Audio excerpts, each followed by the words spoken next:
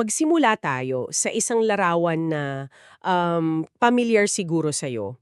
Isipin mo yung mga social media post pagkatapos ng isang, alam mo na, short-term mission trip. Oo. Yung mga group picture. Oo, may mga nangangiting bata, may bagong pinturang pader, may mga kahon ng donasyon, tapos yung caption madalas parang, "We changed lives." Hmm. Pero heto ang isang tanong mula sa mga source na binigay mo. At medyo nakakakabato eh. Paano kung ang pinakamalaking panganib sa mga misyon na to ay hindi pala yung pagkabigo, Ah, kundi yung pagumpay na sinusukat sa ganitong paraan? Na baka sa kagustuhan natin na maging bida, tayo pala yung kontrabida sa kwento? at yan. Yan mismo ang sentro ng ating pag-uusapan ngayon. Kasi batay sa material na The Incarnational Bridge, ang goal natin ay hindi lang magbigay ng tips, di ba? Hindi lang checklist. Oo, hindi checklist. Ang gagawin natin ay parang pag-dissect, isang uri ng pag-unlearn, kumbaga, sa mismong konsepto ng tulong. Okay, unlearn, malalim yan. Tatalakayin natin kung bakit yung tinatawag na hero complex at poverty tourism, hindi lang sila basta mga buzzwords, mga seryosong bitak yan. Mga bitag, tama. At ipapakita natin yung isang radikal na alternatibo, ang misyon bilang isang vision quest, isang paglakbay na ang pangunahing layunin ay baguhin, hindi yung komunidad, kundi yung taong ipinadala. Wow. So ang misyon natin dito ay busisiin yan lahat para magkaroon ka ng mas malalim, mas tapat na pagtingin sa etika ng paglilingkod. Sige, simulan natin sa paghimay ng problema. Sabi sa source, itong tradisyonal na modelo, nakatuon siya sa paggawa. Sa output, Oo, sa output. Imbes na sa pakikipamuhay, ang sukat ng tagumpay ay yung mga nakikita. Ilang bahay ang naitayo, ilang bata ang napakain, ilang litrato ang napost. Maganda pakinggan, di ba? Pero ano ba talaga ang mas malalim na panganib dito? diyan mismo lumalabas yung panganib na tinatawag ng source na saviorism Saviorism. o yung hero narrative. Hindi ito laging sinasadya, pero unti-unting nabubuo yung pag-isip na tayo, yung mga galing sa labas, tayo yung bida. Tayo ang may solusyon. Tama, tayo ang may dalang solusyon sa mga problema nila. Ang nangyayari ayon sa ating source, yung komunidad na pinaglilingkuran nagiging isang backdrop na lang. Teka. Ang bigat nun. Parang sinasabi mo na, ginagawa lang silang props sa isang pelikula kung saan ako yung bida. Parang ganon. Nagpunta ako dun para ma-inspire, para matuto, para magkaroon ng magandang Instagram post. Pero sila, pag alis ko, naiwan pa rin sa parehong sitwasyon. Ang sakit pakinggan, pero parang may katotohanan. Eksakto. At nagiging religious tourism na siya. Nakaka-inspire sa bisita, oo, pero walang pangmatagalang pagbabago sa komunidad. At minsan, mas malala pa. Paano mas malala? Nagiging extractive. Kumbaga, kumukuha tayo ng emosyonal at espiritual na karanasan mula sa kahirapan nila, pero ano ang naiwan natin? Minsan, mas marami pang problema. At may mga binigay na example dyan, di ba? Yung mga kwento ng tulong na nakasama pa. Meron. Tulad nung isang team na namigay ng libo-libong t-shirt at damit. Ang intensyon, napakabuti. Pero ang hindi nila nakitang epekto, Ayun. nalugi at nagsara yung mga maliliit na mananahe at nagtitinda ng damit sa lokal na pamilihan. Yung tulong nila, yun pala ang pumatay sa kabuhayan ng mga taong gusto nilang tulungan. Grabe! No, kaya yung isa pang example. Isang construction project na ginawa ng mga dayuhan. Mabilis, maganda sa litrato, di ba? Oo naman. Pero dahil hindi sila pamilyar sa local building codes at materyales, kinailangan itong gibain at itayo ulit ng mga lokal pagkaalis ng team. Nako! Doble gastos. Doble gastos, doble trabaho. Ipinapakita nito yung sinasabi sa Roma Roma 10.2. May sigasig sila para sa Diyos, ngunit hindi ayon sa kaalaman. Pero aminin natin, ang hirap lunukin yan. Kasi maraming sasabihin, at least ang intensyon namin mabuti. 'Di ba? Yun ang mahalaga. Paano natin sasagutin yun? At yan, iyan yung isang mahalagang punto na kailangang i-unlearn. Sa mundong ito, yung mabuting intensyon, hindi sapat. Hindi sapat. It's the starting point, not the finish line. Kung yung pagmamadali nating makita ng resulta, yung pader na napinturahan, yung litrato, ay nagiging kapalit ng mas mahalagang bagay. Tulad ng pakinig. Oo, pakinig, pagbuo ng relasyon, doon tayo nagkakamali. Kapag yung proyekto ang naging mas mahalaga kaysa sa tao, nawawala ang puso ng misyon. Okay, nakakabigat isipin yan na yung tulong natin pwedeng makasama pala. Kung ganyan pala kadali magkamali, meron bang modelong inilalatag ang source para maiwasan natin yung mga hero traps na to? May mas magandang paraan ba? Meron. At dito ipinapakilala ng source yung tinatawag na incarnational model. Incarnational, okay? Medyo malalim pakinggan pero simple lang yung konsepto. Isipin mo na lang ganito, imbes na mag-abot ng tulong mula sa bintana ng naka-aircon mong kotse habang nasa traffic, Oo. ang modelong ito sinasabi niyang kailangan mong bumaba.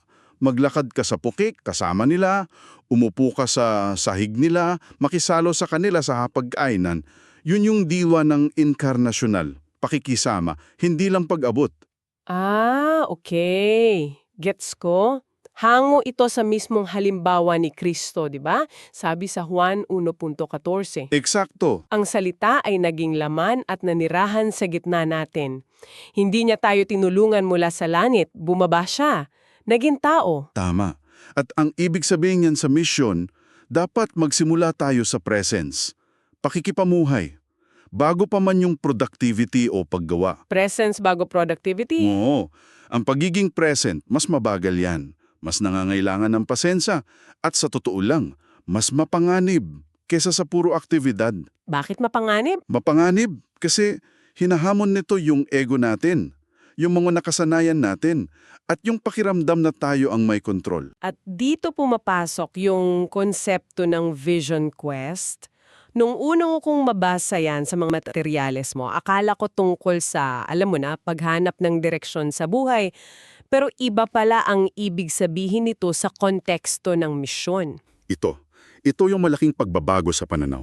Sa modelong Vision Quest, ang misyon ay hindi na isang to-do list na kailangan mong tapusin. Okay, hindi checklist. Isa siyang paglalakbay. Pero heto yung twist. Ang pangunahing layunin ay baguhin hindi yung komunidad, kundi ang sarili mo. Teka, linawin natin to kasi baligtad to sa lahat ng nakasanay natin. So, ang sinasabi ng source, ang totoong mission field ay hindi yung community na pinuntahan mo, Hindi. kundi yung sarili mong puso. Ang primaryang binabago ay ikaw, hindi sila. Grabe, that's a huge shift. It's a complete 180-degree turn.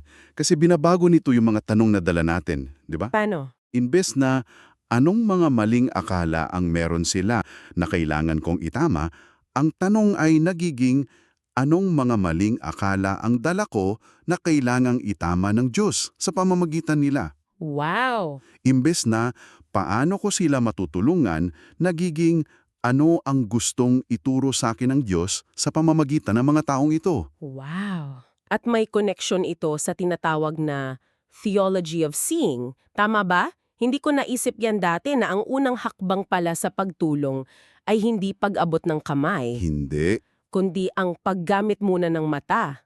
sa tamang paraan. Eksakto. Sabi ng source, hindi mo maaaring mahalin ang hindi mo natutunang tingnan ng tama. At yung pagtingin, hindi lang yan pisikal. Ito ay espiritual na persepsyon. Parang pagpapalit ng salamin? Oo, tamang-tama. Kung malabo ang salamin mo, malabo lahat ng nakikita mo. Kung ang suot mong salamin ay nagsasabing sila ay problema na kailangan ng solusyon, yun ang makikita mo. Okay. Pero kung papalitan mo yon ng salamin na nagsasabing sila ay mga taong nilikha sa imahe ng Diyos, may dignidad at dunong, ibang-iba ang magiging pagtingin mo. Parang yung pangalan ng Diyos na Elroy, the God who sees.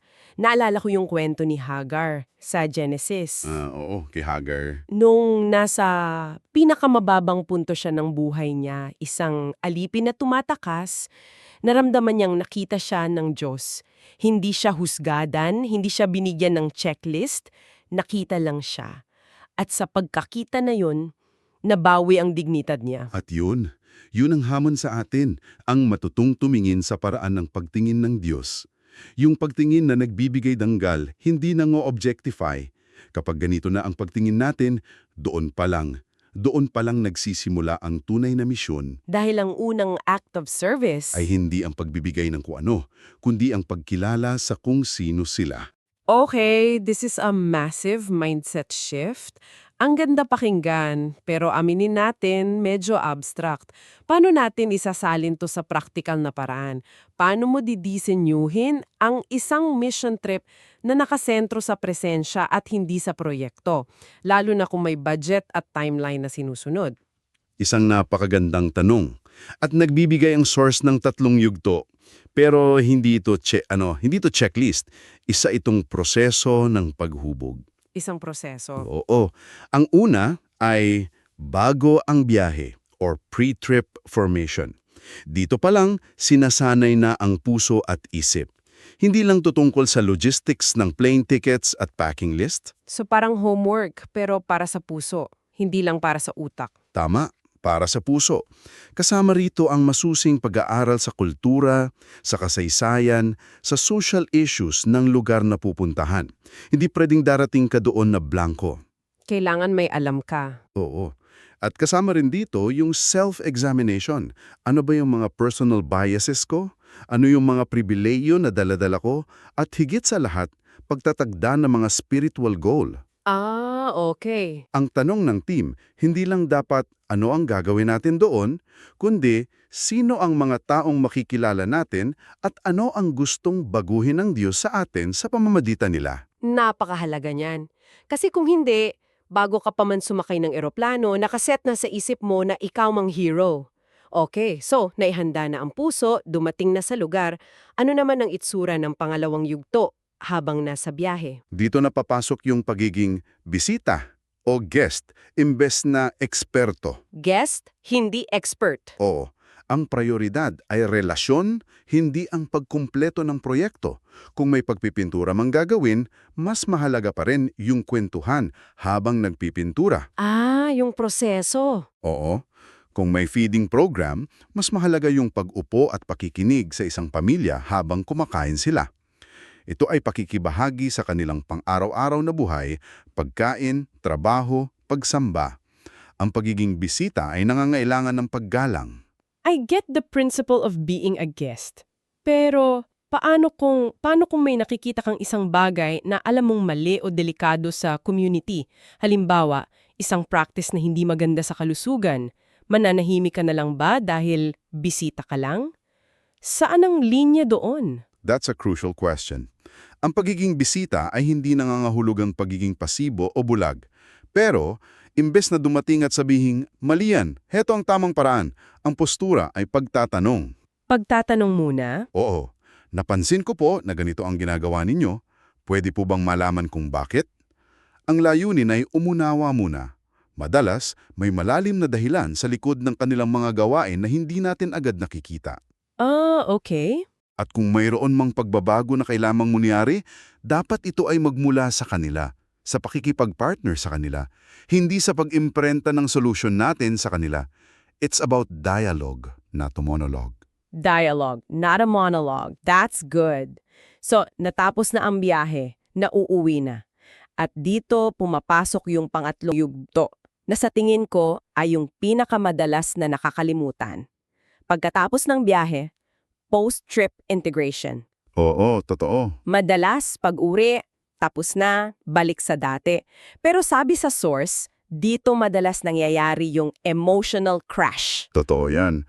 Ang pag-uwi ay hindi ang katapasan, kundi simula ng tunay na pagbabago. Dito mahalaga yung structured debriefing.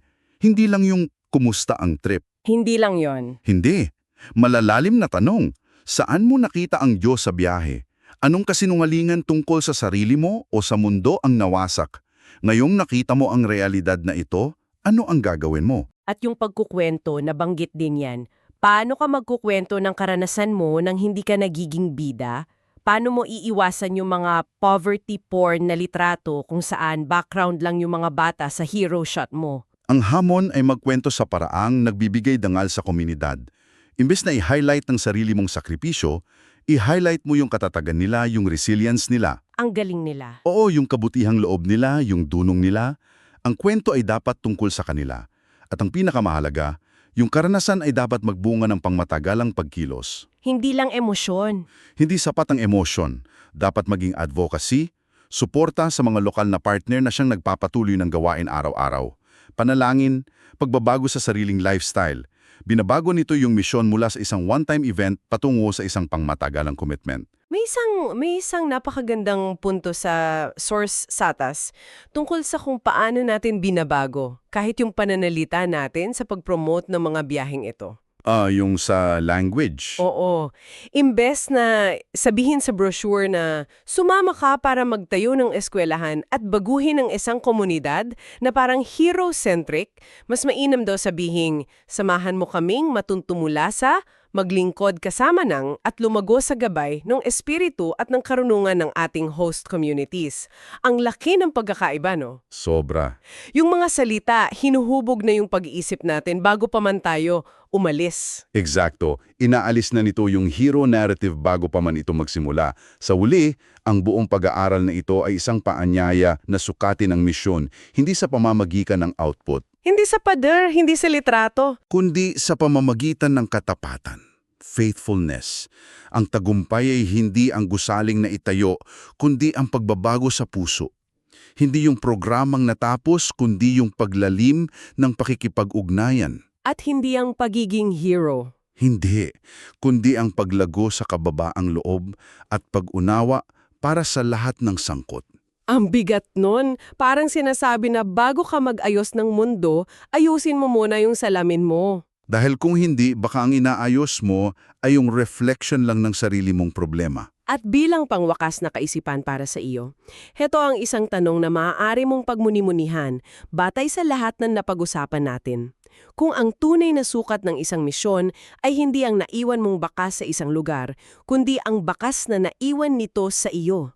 Paano nito babaguhin ang paraan ng pakikibahagi mo sa anumang uri ng paglilingkod, maliit man o malaki, dito mismo sa sarili mong komunidad?